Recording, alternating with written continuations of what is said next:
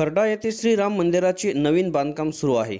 त्यासाठी 1,25,00,000 रुपये खर्च अपेक्षित आहे। त्यासाठी खर्डा व परिसरातील ग्रामस्थ व भाविक भक्तांनी सढळ हाताने मदत करावी असे आवाहन श्री 108 श्रीमंत योगी बालयोगी ब्रह्मऋषी महात्यागी अवधूत चिंतन सद्गुरू संन्यासी पागलबाबा यांनी व्यक्त केले आहे। खर्डा येथे कपिलेश्वर महादेव मंदिराजवळ कस्तुराबाई भैसडे मठामध्ये संन्यासी पागलबाबा हे अनेक दिवसांपासून वास्तव्यास आहेत। खर्डा गाव हे प्रगतीपथावर जाण्यासाठी गावामध्ये शांतता प्रस्थापित करून तरुणांमधील व्यसनमुक्ती व घरात येणाऱ्या अडचणी सोडवण्याचे काम सद्गुरू बाबा पागलबाबा हे अनेक महिन्यांपासून करत आहेत। भक्तीतून सन्मार्ग या सूत्रीनुसार त्यांनी भक्तांकडून पैसे न घेता हे पुण्य कार्य केले आहे।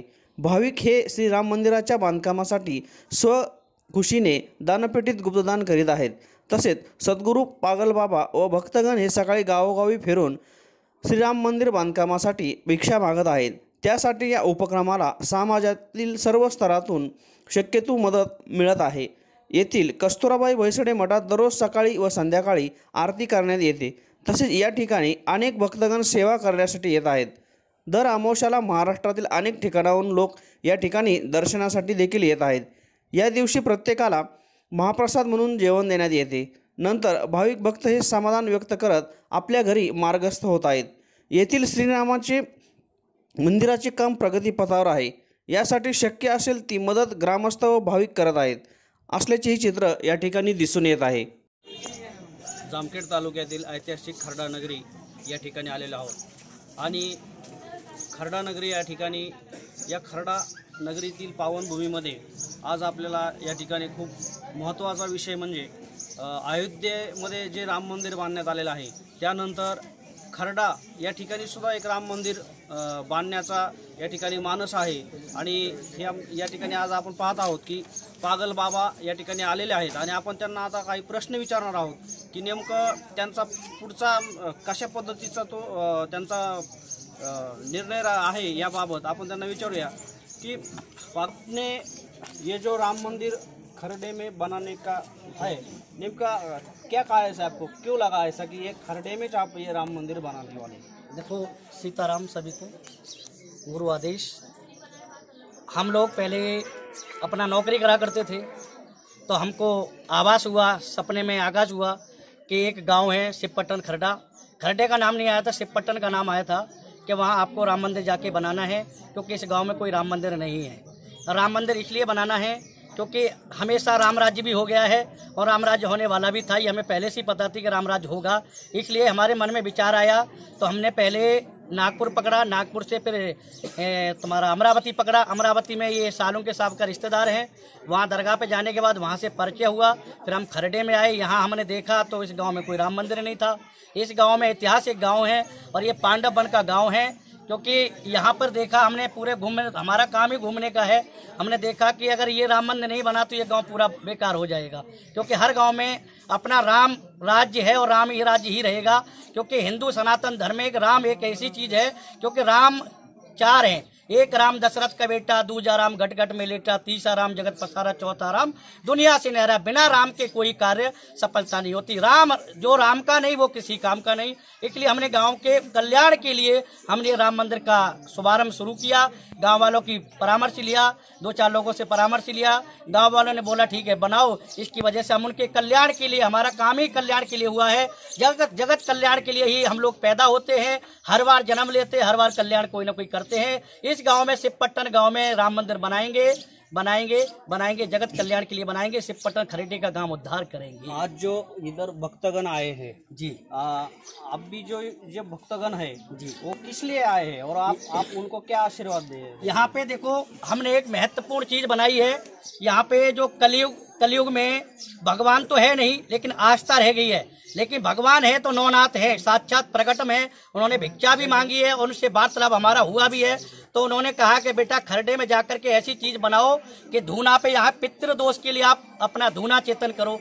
तो यहाँ आकर के हमने 4 अगस्त को एक धूना बनाया। वो धूने का इतना बड़ा महत्व है कि अगर कोई भी व्यक्ति अकाल मृत्यु खत्म हो जाता है तो उसकी नासिक में, ना गया में, ना मथुरा में कहीं भी उसकी शांति नहीं है। इसलिए हमने नवनाथों के आशीर्वाद से यहाँ अपने शिवपट्टन खरड़ा में ये धूना बनाया है। लोग अपने पितृ शांति करने के लिए यहाँ धूने पे आते हैं, उनको आशीर्वाद देते हैं। और यहाँ कोई तांत्रिक क्रिया कुछ नहीं, सिर्फ धूने का कमाल है। जो आस्था से आता है उसका काम होता है, और जो मन में कपट करके आता है उसका काम कहीं नहीं होता। भगवान ने कहा है वहां का ही भूखा हूँ और भाव ही सार है, भाव से भजले तो तेरा बेड़ा पार है। इसलिए शिवपट्टन खरड़ा में जो धूना बनाया है, एक माई हुआ करती थी कस्तूराबाई नानाजी भैंसड़े, उसने आश्रम के लिए, ये मठ के लिए अपनी पूरी जमीन दान कर दी।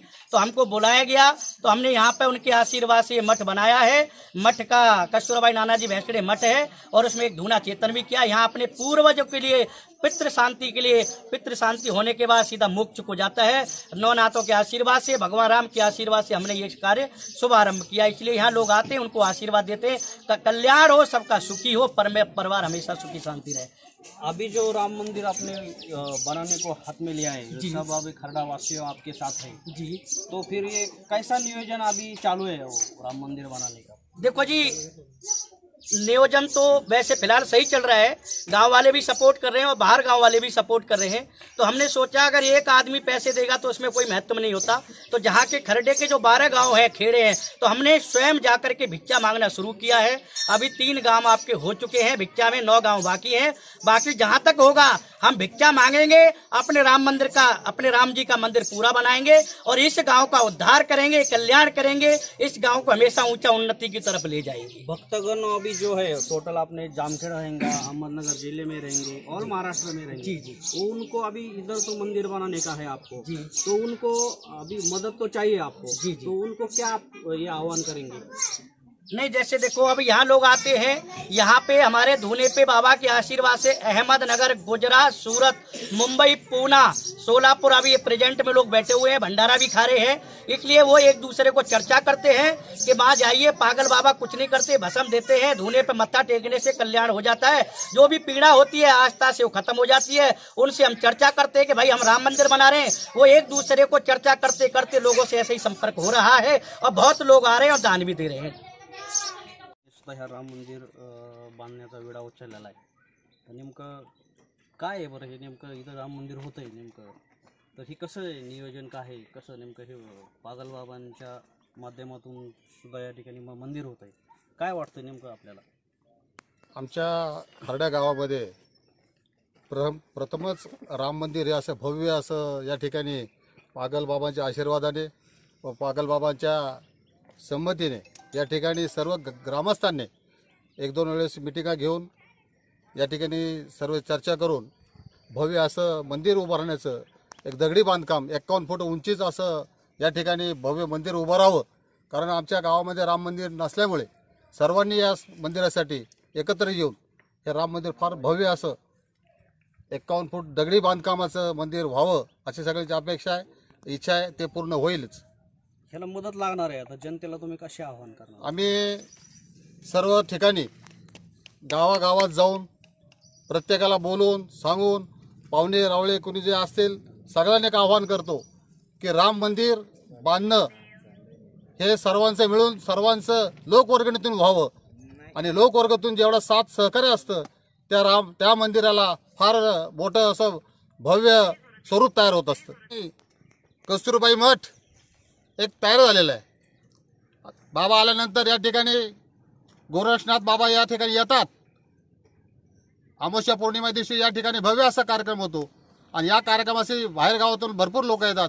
गोरक्षनाथ महाराज आल्यानंतर हे जे काही आशीर्वाद त्या धुनी केलेली आहे त्या मठामध्ये, या धुनीचं जो दर्शन घेतात त्यांचं पूर्णपणे घरातील कोणत्या अडीअडचणी असतील त्या नष्ट होतात आणि असं बरेचसे भाविक लांब लांबून या ठिकाणी अमरनाथ, पुणे, मुंबई, अहमदाबाद, गुजरात अशा ठिकाणी या ठिकाणी येत आहेत, त्यांना त्याचा लाभ होतो। तसंच आपणही सर्वांनी याचा लाभ घ्यावा असे सर्वांना एक आवाहन करतो। आम्ही आज खरडा इथे शिवपट्टण गावामध्ये राम मंदिर, ज्या दिवशी राम मंदिराचे भूमिपूजन होतं त्याच दिवशी देशातलं दुसरं मंदिर आमचं आहे। तर आमचं नियोजन 1 कोटी ते 1.25 कोटीपर्यंत आहे पूर्ण। तर आता एक भिताड ह्याची 4.5 फुटाची आहे एक साईड, पलीकडली साईड 4.5 9 9 9 18 फुटाचं बांधकाम आहे। आतमध्ये 10 बाय 10चा गाभारा आहे आणि वरती हाईट 51 फुटाचं शिखर आहे आमचं वरती. तर ह्याच्यासाठी 1 कोटी ते 1.25 कोटी रुपये लागायला लागलेत. हेमाडपंथी दगडाचं काम आहे पूर्ण. आणि सभामंडप आहे आमचा एक 40 फुटाचा सभामंडप आहे पुढचा पूर्ण.